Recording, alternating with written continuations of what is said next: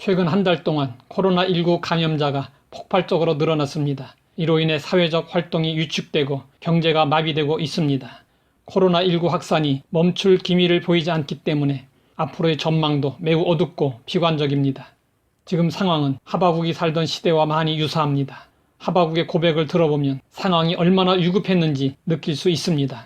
내가 들었으므로 내 창자가 흔들렸고 그 목소리로 말미암아 내 입술이 떨렸도다. 무리가 우리를 치러 올라오는 환난 날을 내가 기다림으로 썩이는 것이 내 뼈에 들어왔으며 내 몸은 내 처소에서 떨리는도다. 하바국이 들었다고 했습니다. 그가 들은 소식은 무엇이었습니까?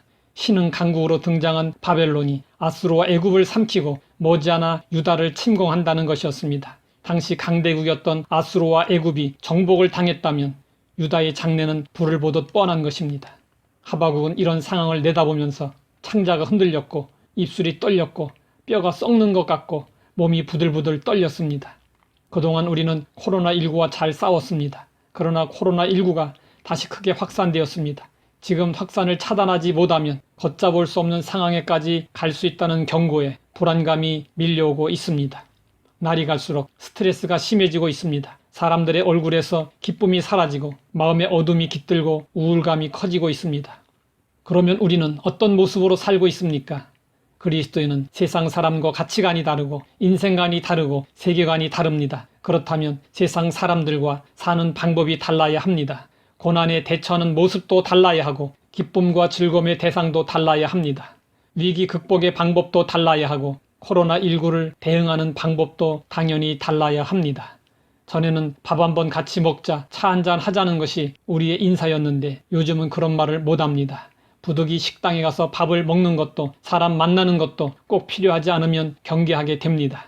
이승만 대통령이 남긴 명언이 있습니다. 뭉치면 살고 흩어지면 죽는다. 그동안 우리는 뭉쳐서 숱한 위기를 극복했습니다. 그런데 지금은 그 말이 바뀌어 모이면 죽고 흩어지면 산다가 되어버렸습니다. 오늘이 지나면 내일은 밝아지리라는 소망이 있을 때 우리는 고통을 이길 수 있습니다. 그러나 오늘이 지나면 내일은 더욱 어두워질 것이고 고통스러운 미래가 기다리고 있다면 우리는 절망하지 않을 수 없습니다. 하바국도 처음에는 절망했습니다. 비록 무화과나무가 무성하지 못하며 포도나무에 열매가 없으며 감람나무에 소출이 없으며 밭에 먹을 것이 없으며 우리의 양이 없으며 외양간에 소가 없을지라도 마땅히 있어야 할 것들이 없어진 상황을 열거하고 있습니다. 이것은 유다가 바빌론에게 침략을 당하여 강산이 초토화되고 가축과 식량이 약탈을 당하게 될 비극적인 상황을 묘사한 것입니다. 하바국은 지금 소망을 바라보고 있는 것이 아니라 곧 다가올 환난을 바라보고 있습니다. 그러나 절망스러운 언급으로 끝나지 않았습니다. 이후의 내용을 보면 완전히 반전입니다. 하바국은 그리스도인이 세상 사람과 어떻게 달라야 하는지를 분명하게 보여주고 있습니다. 나는 여호와로 말미암아 즐거워하며 나의 구원의 하나님으로 말미암아 기뻐하리로다. 하바국은 즐거움과 기쁨이 여호와 구원의 하나님으로 말미암는다고 노래했습니다. 하바국은 다가오는 환난을 기다리고 있었습니다. 그러나 그 순간에 환난이 그를 찾아온 것이 아니라 하나님이 그를 찾아오셔서 하바국의 눈을 열어주셨습니다. 그로 인해 하바국은 모든 것을 다 잃어버리고 모든 것을 다 빼앗긴다 해도 나는 하나님으로 인하여 기뻐한다는 고백을 할 수 있었습니다. 이것이 신앙인이 가져야 할 태도입니다. 사방팔방이 꽉 막히면 사람들은 절망합니다. 그러나 우리 성도들은 사방팔방이 막힌 상황에서도 기대와 소망을 가질 수 있어야 합니다. 왜냐하면 하늘문은 열려있기 때문입니다. 강물은 모두 그 물이 나오는 근원이 있습니다. 근원이 마르면 아무리 큰 강이라 할지라도 그 강은 멀지 않아서 곧 마르게 될 것입니다. 근원이 중요합니다. 근원이 마르면 안 됩니다. 우리의 기쁨의 근원은 하나님이십니다. 하바국은 기쁨의 근원을 제대로 알았습니다. 우리는 교회의 사회적 영향력이 약화되는 것을 보며 개혁, 혁신에 대한 언급을 자주 했습니다. 그러나 기대만큼의 큰 변화가 없었습니다. 그런데 이번 코로나19 사태는 교회의 틀을 새롭게 만들고 있습니다. 대면 예배가 어려워지면서 우리는 여러 가지 질문들을 하게 되었습니다. 그 질문들은 본질에 대한 것입니다. 교회는 어떤 것인가? 예배는 무엇인가? 총체적으로 새롭게 조명하면서 이런 고백을 하게 되었습니다. 교회는 건물이 아니라 사람이 본질적인 구성 요소입니다. 교회는 건물이나 조직을 넘어선 신자들의 공동체입니다.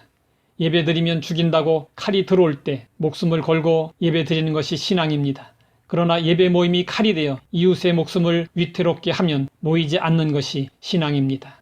또한 우리는 신앙의 위기를 맞아 그동안 무엇을 기쁨으로 삼고 살아왔는지 솔직하게 점검하게 되었습니다. 여러분의 기쁨의 근원은 무엇입니까? 무화과나무가 무성하지 못하며 포도나무에 열매가 없으며 감람나무에 소출이 없으며 밭에 먹을 것이 없으며 우리의 양이 없으며 외양간에 소가 없을지라도 여호와로 말미암아 즐거워하며 구원의 하나님으로 말미암아 기뻐할 수 있는 믿음을 가지고 있습니까? 세상의 기쁨은 잠시 있다가 사라집니다. 그러나 하나님으로 말미암은 기쁨은 샘물처럼 끊이지 않습니다. 그러므로 우리는 하나님과 교통하며 하나님으로 말미암아 기쁨을 누릴 수 있어야 합니다. 시인은 노래했습니다. 주께서 생명의 길을 내게 보이시리니 주의 앞에는 충만한 기쁨이 있고 주의 오른쪽에는 영원한 즐거움이 있나이다. 하나님께 있는 기쁨은 충만한 기쁨이고 즐거움은 영원한 즐거움입니다. 구약에서 하박국 선지자가 환경을 초월한 즐거움과 기쁨을 보여주었다면 신약에서는 사도 바울이 그러한 즐거움과 기쁨을 보여주었습니다. 그리고 그것이 하나님의 뜻이라고 했습니다. 항상 기뻐하라. 쉬지 말고 기도하라. 범사에 감사하라. 이것이 그리스도 예수 안에서 너희를 향하신 하나님의 뜻이니라. 기쁨으로 사는 것이 하나님의 뜻을 이루며 사는 것입니다. 그래서 바울은 옥중에 있으면서도 기뻐했습니다. 로마 옥중에서 쓴 빌립보서를 보면 기쁨으로 충만합니다. 하나님은 우리를 항상 기뻐하며 살도록 만드셨습니다. 그러므로 늘 슬피 우는 기도를 하는 것은 그리 좋은 자세가 아닙니다. 죄사함 받고 구원 받았으면 할렐루야 찬양하고 감사하면서 기쁨이 가득한 기도를 드려야 하나님이 기뻐하십니다. 너희 만민들아 손바닥을 치고 즐거운 소리로 하나님께 외칠지어다. 찬양도 늘 슬픈 찬송만 하지 말고 박수 치면서 즐겁게 기쁘게 찬양해야 합니다. 또한 하박국은 하나님이 자기의 힘이 되심을 믿었습니다. 주 여호와는 나의 힘이시라. 나의 발을 사슴과 같게 하사 나를 나의 높은 곳으로 다니게 하시리로다. 사슴의 발은 빠른 발을 의미합니다. 사슴은 산기슭에 거하며 우아하고 민첩하게 거친 산비탈을 껑충껑충 뛰어서 이 바위에서 저 바위로 옮겨 다닙니다. 하박국의 하나님은 승리의 하나님이었습니다. 그는 하나님이 우리의 발을 사슴 같게 하여 높은 곳에 세워주신다고 믿었습니다. 사슴의 발은 독특하게 생겼습니다. 사슴의 발은 앞다리가 짧고 뒷다리가 긴 것이 특징입니다. 그래서 사자나 호랑이가 쫓아올 때 평지에서 뛰면 잡혀 먹힙니다. 하지만 높은 곳을 향해 뛰면 뒷다리가 길기 때문에 어떤 맹수도 사슴을 쉽게 잡지 못합니다. 사람들은 큰 장애물을 만나면 그것을 산으로 비유합니다. 그런데 하나님은 우리가 산을 만났을 때 우리의 발을 사슴의 발과 같게 해 주십니다. 그러면 높은 산은 사람들에게 위기이지만 우리 그리스도인들에게는 기회입니다. 하나님은 우리가 산을 만났을 때 산을 깎아 내려주시는 분이 아니십니다. 우리의 발을 사슴의 발과 같이 단련하시고 강하게 하셔서 산등성이를 마구 치닫게 하십니다. 그래서 결국 어떤 장애물도 극복하고 승리하게 하십니다. 하박국은 이러한 하나님을 바라보았습니다. 하박국은 지금은 힘들고 어렵고 고통스러워도 결국에는 승리하게 하시는 하나님을 바라본 것입니다. 지금이 아닌 저 멀리를 바라보며 합력하여 선이 되는 결론을 바라보는 사람은 범사에 감사할 수 있습니다. 욥이 고난을 견딜 수 있었던 힘도 여기에 있었습니다. 욥이 처한 상황은 너무나도 기가 막혔습니다. 욥은 답답한 현실에 대하여 이렇게 토로했습니다.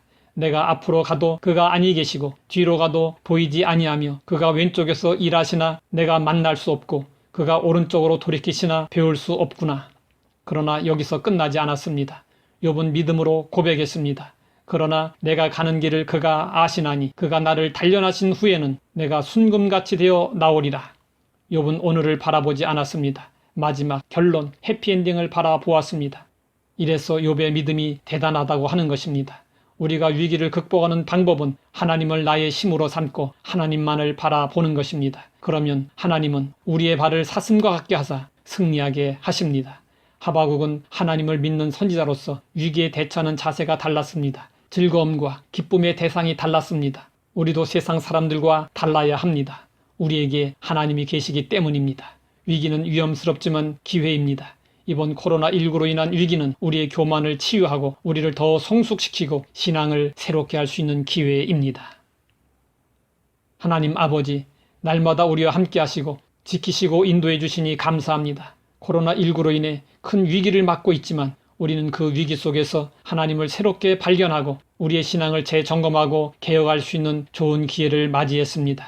하박국 선지자와 같이 모든 것이 사라지고 없을지라도 오직 구원의 하나님으로 말미암아 기뻐하고 즐거워할 수 있는 온전한 믿음의 사람들이 되게 하옵소서.